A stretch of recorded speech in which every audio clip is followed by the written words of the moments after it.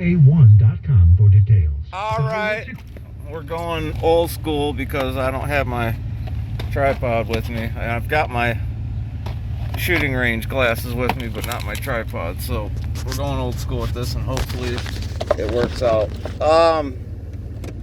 The largest fentanyl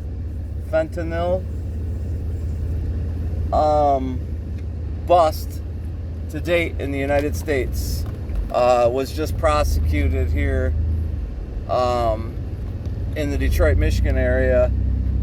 It was actually a town near where I live called Livonia, Michigan. Livonia is a really great town. It was once the whitest city in America. Not that that means anything, but that was the tag they put on it. I remember this is several years back now, but it was on the news for the whitest city in America, Livonia, Michigan. Anyway, I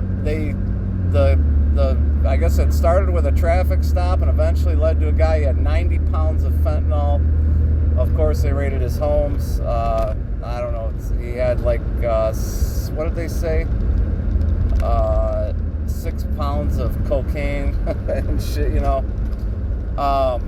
Just crazy. Strangely and oddly enough, they only found $130,000 in cash at one home and $18,000 at the other. You would think they would have found a lot more cash. But I guess there was some gold and stuff too. And then they always mention, there was also a handgun. Like, what the fuck does that have to do with anything? Well, everybody has handguns. I have a handgun on me right now, right? I'm legal. I'm allowed to have it by law. So they started. I'm very happy for our prosecutors, police departments that participated in this bust. I'm glad we got that shit off the streets. Very glad to hear that. What burns me up is these news commentators, and you'll find them on every source of mainstream media, where they start commenting on fentanyl and saying things like, well, I don't understand why they even have it if it's 100 times more potent than the strongest stuff we have out there, and we know about all these other bad drugs. Well, yeah, they're bad drugs until you fucking need them, you know. And fentanyl has its place in the medical community. Let me tell you something. He was my best friend, but he was my brother for all intents and purposes. More of a brother than anyone's ever been to me. Died 2 years ago, this past March. Is this guy waving me by? I don't know. I don't mind. All right. Anyway, he died 2 years ago this March, and he had a rare soft tissue cancer, and he was in incredible amounts of pain. I don't know if he had fentanyl.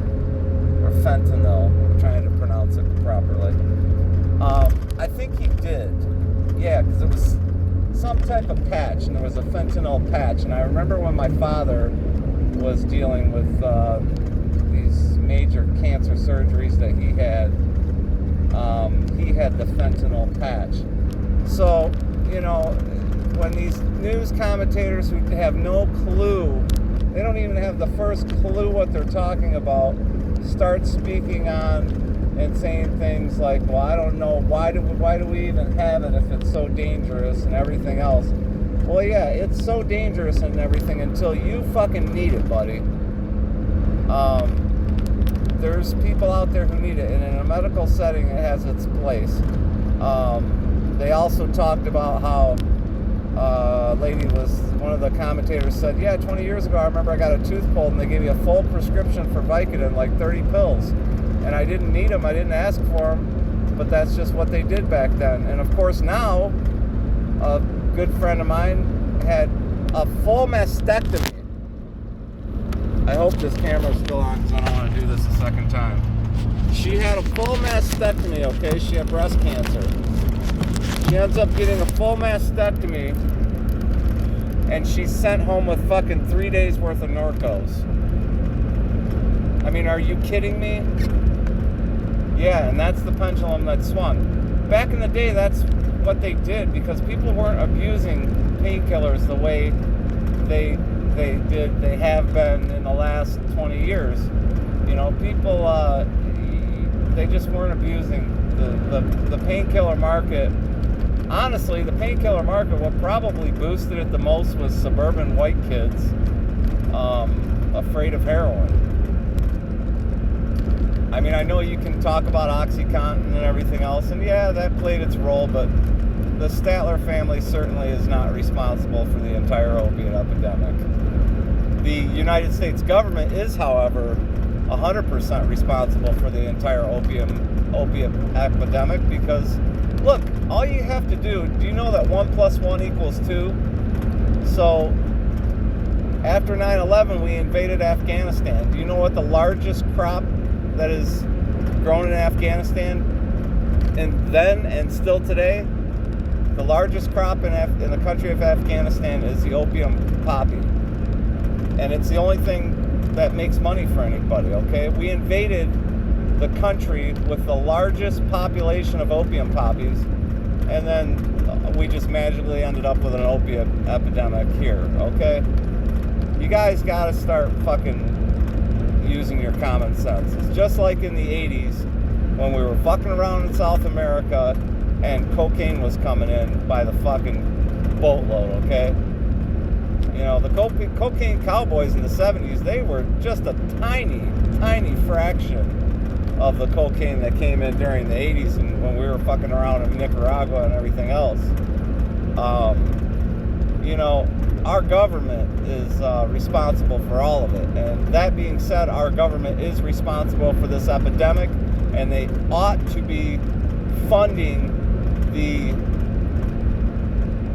treatment centers, whatever it's called, recovery centers for people to get off that shit and get their lives straightened out. Our U.S. government ought to be funding that like we're being rude about it. Instead, we're fucking around in Israel. We're doling out money to fucking Russia. We're doling out money to fucking Ukraine like we don't even take care of our own people here, okay? Come on, man. We're not taking care of our own. Anyway, back to the commentators, how like she started, oh yeah, 10 milligrams of fentanyl is a lethal dose. Shit. 10 milligrams of fentanyl will kill you 100 times over. You're talking about micrograms, okay? When you're talking about Vicodin, you're talking about milligrams. You're talking about any of those other very powerful painkillers, opiate-based painkillers, which are excellent. They work very well, you know. Unfortunately, they work too well, not just for physical pain, but also for emotional pain. That's why people get hooked on it, okay? At some point, if you're fucking around with that shit, at some point in your life, you have to ask yourself, what pain are you trying to kill here? Because if it's emotional pain, there's a different road. You don't have to use drugs, okay? So yeah, she's talking about, you know, just the weights and measurements. It's like, you know what? You're a fucking news commentator, long time news people on WJR here in Detroit, Michigan, 760 AM radio, and you can't get the fucking story straight, but you can remind us that, oh yeah, there was $130,000 worth of cash and a handgun too. Like, what the fuck does it matter if there was a handgun there or not? You know, you don't have to, when you're talking about a guy that apparently had 90 pounds of fentanyl, the handgun that was also found was the least deadliest of everything that was found. So, fucking kind of handguns, a side note, right? But boy, they love to fucking push gun violence on us and everything. Listen, there's no fucking gun violence. If you live in an area like many of the areas in Detroit, Michigan, yes, there's fucking violence going on all fucking day long. If you don't like it, move the fuck out of there. That's your option, because that shit ain't gonna stop. Same thing, okay, Israel-Palestine, right? That shit's been going on since the beginning of fucking time.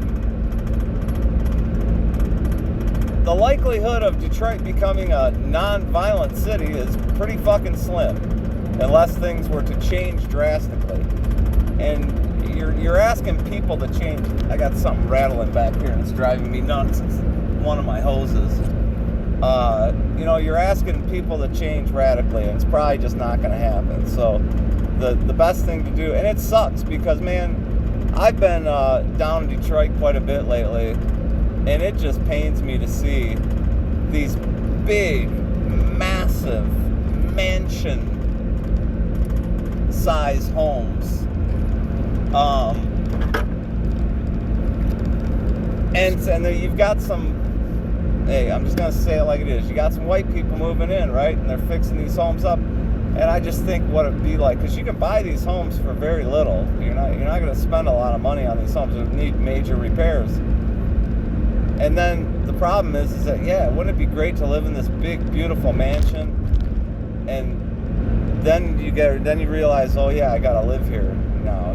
My buddy, who's another guy who's actually, people come into your life, you can't explain it, but my buddy, really cool dude, I've been getting kind of close to, he lives in Detroit, and he lives on the east side, and the other morning we were talking on the phone at like 6 o'clock in the morning, and he's like, yeah, he goes, I'm about to stop at this gas station real quick, and I could hear something going on in the background. Next thing I know, shit's popping off, and motherfuckers are talking about shooting each other and everything else. I'm like, dude, he goes, now you know why I'm holding 18 in my lap right now. I'm like, man, I just couldn't live that way.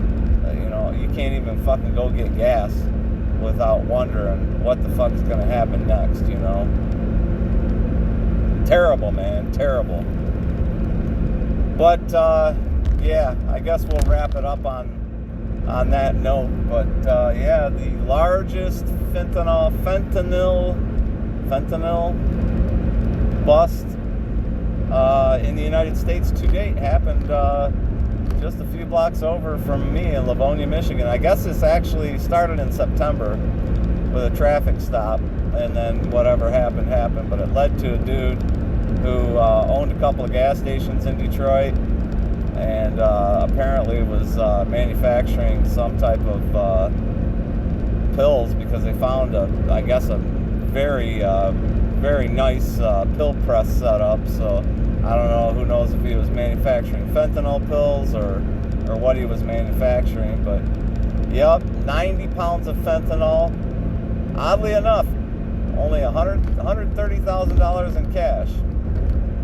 Well, it'd be more like $150,000 all in is what they seized. That seems like a very low amount for a person who had 90 pounds of fentanyl and 6 pounds of cocaine.